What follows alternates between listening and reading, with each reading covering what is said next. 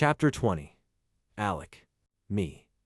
I heard that cool chicks hang out in the library. True or false? I watched Danny grab the phone out of her pocket and look down at the message. And then, dear Jesus, her shiny mouth curved up in two and smile as she texted me back. Danny, I heard the same thing, so I'm going to say true. I shouldn't like her grin as much as I did.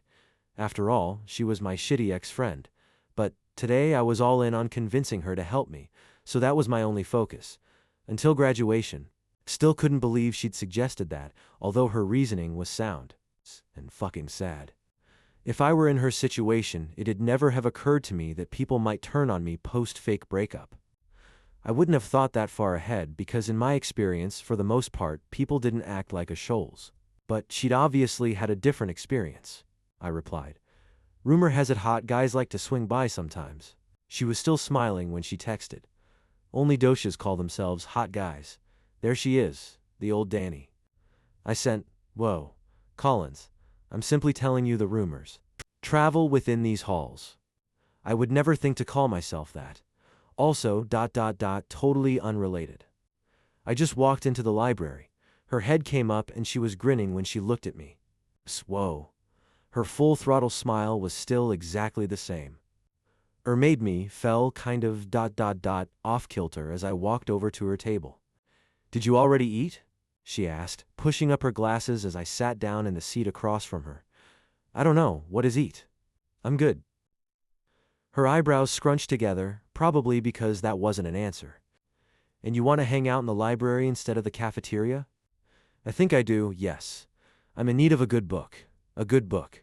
That made her set down Invisible Man. You didn't like the history ones you got the other day? Tab ones I blindly grabbed, so I didn't look like I cared you were in the library. They were for school. I need a book for fun. Her eyes narrowed and she watched me for a second before asking, do you want me to help you? A laugh came out of me as I remembered all the summer mornings we'd walked to the library together. She'd always been annoyingly excited about getting a new book, whereas I'd always been annoyingly excited to log into a library computer and play Fortnite. But, to appease my mom, Danny always found a book for me to check out. Do your best, Collins. Come on. She left her stuff at the table and gestured for me to follow her. The smell of her perfume was like my guide rope, leading, because I couldn't afford to lose focus. Me by the nose, and I cleared my throat and pushed that thought any Billy Summers, she said, moving through the book stacks with purpose.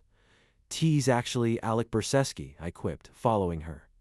The dad jokes, come on, she muttered, not slowing until we were standing in front of what was obviously the Stephen King section. She paused for a second, searching, before she pulled out a thick one. Billy Summers is one of the best books I've ever read. Read it. I know you'll love it. Okay, I said. Till started tonight. Aren't you going to read the back of the book? She asked, looking at me like I was nuts. To see if you'll like it? It was ridiculous how much I loved being taller than her now. It was like physical proof of the shift in our dynamic, a reminder that everything had changed. No, I trust you, I said. You're the only person I've ever trusted to pick out library books for me. That made her forehead get a tiny crease. Let's go read. We went back to the table, and it took a lot of mental toughness to start reading the book when her smell was messing with me and her blonde curls were in my peripheral vision. Her perfume reminded me of apple juice and flowers and something abhor. That combination wreaked havoc on my senses. It was annoying as hell. I tried popping in one AirPod to take the edge off, but every random song that came on made me think of the girl next door, famous, Carrere Drug, Picasso, so I had to yank it out. But once I focused on the words in front of me, I was immediately harked. Danny was right. Post, she whispered a few minutes later, and when I looked up, she was holding out a granola bar. Eat this. Why? I asked, unsure why she was giving me a library snack. Asterisk, because I heard your stomach growl and you have a game later, and I'm fairly certain you're blowing off lunch for this, she said. Don't flatter yourself, Collins, I said, giving her an exaggerated smile. I would never give up for lunch for you or for anybody. But I will take your proffered granola bar and devour it because I am fucking starving for no reason whatsoever. That made her laugh, a quiet little tinkle that did nothing to help the grip I was losing on my focus.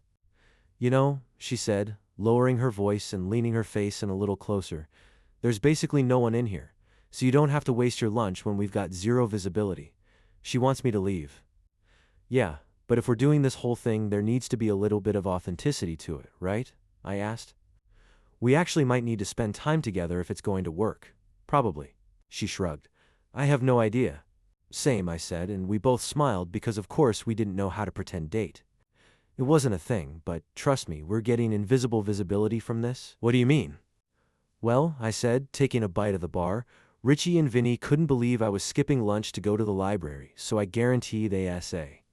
Their wises down at the table and started yapping about the fact that VA rather hang out with you in a foodless library than join them in the caf. Oh, she bit down on her bottom lip, and I could tell her mind was going a mile a minute. I know the stereotype is that girls gossip, I said, but no woman has anything on those dudes. They want to be in the know on everything and everyone.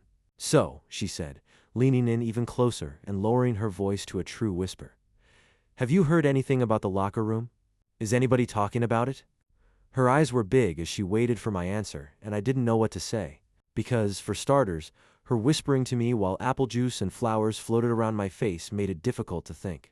But I actually hadn't heard anything about it yet, if I was being honest, so maybe it wouldn't become a rumor. But if she knew that, would she back out on the plan? I said. Some of the guys definitely know, but it hasn't become a thing yet.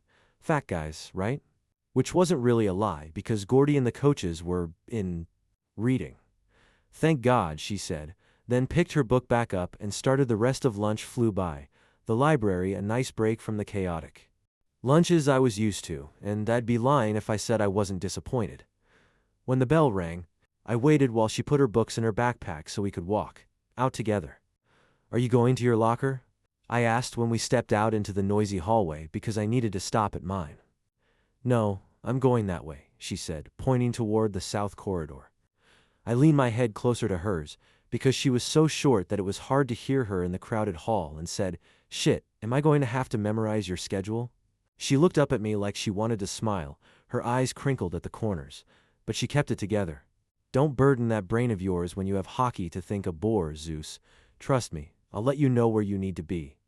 We agreed to meet at her locker after school and went our separate ways, but as I looked down at the scrap of paper in my hand where she'd written her locker number, I got an idea.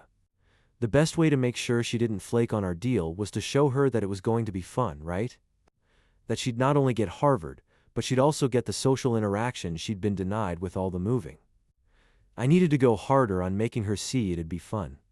She used to be all about a good time, and it might be entertaining as hell to see just how much I could make her like Zeus. I shot off a text to my mom's cousin, who also happened to be the school's maintenance technician. Me. I need a favor. Are you in your office?